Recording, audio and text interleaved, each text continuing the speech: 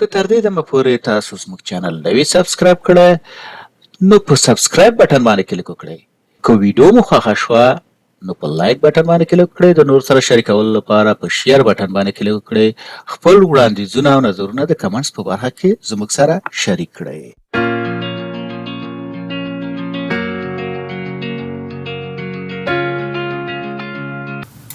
اوس راځم په کالام یا کالام فانکشن باندې کار کوم. مثال تر راځم یو نوی شي اوپن کوم. که دلته راشم ورته وایم چې مساوي او ورته وایم کالام.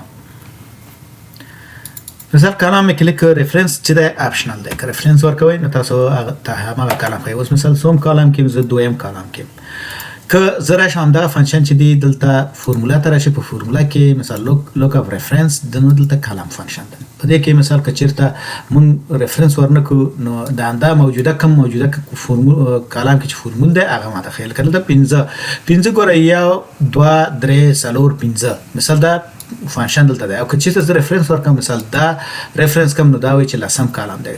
که زه راشم د جای کالم ما ریفرنس کو په دې کې د چی جای یو دوه درې څلور پنځه شپږ اووه اته نهه لس مثال دا جای کالم ریفرنس شو. مثال دا د فانکشن چې دا موږ د دې لپاره هم کارولی شو چې د دغه سره وکاروو د افسیټ فورمول سره انډیکس دپاره انډایرکټ د دې فورمولو سره موږ کارولی شو. که زه راشم دلته ورته وایم چې مساوي کالم مثال یو کالامز دی یو کالم دی. مثال دا کالامز ونیسم دلته اری دی. په دې کې مثال زه څو کالمونه نیولی شم یا دلته راشم دا تر دې نه تر دې پورې مثال د A1 نه تر D1 پورې مثال قوس بند کوم دا څوم دی څلور کالم شو. څو شو څلور. دا څه دی څلور یو دوه درې څلور مثال دا رینج موږ سلیکټ کړو د دې دپاره.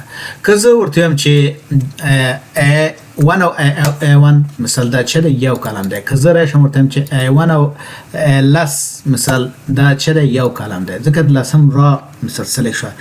دلته موږ څه کولی شو دا سلیکټ کولی شو. که زه کالام فانکشن ته راشم ځان ته کالام فانکشن ته دلته راشم په دې کې مثال زه ریفرنس سلیکټ کوم داسې او قوس بند انټر کوم مثال دا ماته څه راوړي په دې شکل سره نمبر راوړي یو دوه درې یعنې څلور. دا څه کوي یو نمبر راته راوړي په دې شکل سره دا نمبر راوړي مثال یو دوه درې مثال هر یو جدا جدا راوړي ګوري په دې شکل سره. او که کالامز سلیکټ بیا کالامز کې تاسو مثال هغه ځان ته دغه ویلو راولي مثال چې کوم څومره تاسو سلیکټ کړي دا څلور کالامز سلیکټ کوم انټر مثال وایي چې څلور. او که کالام فرق دا دی مثال چې په دې کې کالام ځان ته چې کالام ونیسئ په دې شکل سره او بیا دې نه ونیسئ چې یو دوه درې څلور دا انټر کا مثال دا په دې شکل سره موږ راولي. نو دا موږ په د افسیټ انډیکس ماچ سره او ویلو کاپ سره د دې سره څه کولی شو هم دا فانکشن یو ځای کارولی شو چې نتیجه مختلفې نتیجې ته نه ترلاسه کړي. یا انډایرکټ فانکشن مثال دا فانکشن یې ویلی تاسو کولی شئ چې د مخکې درسونو ته ورشئ.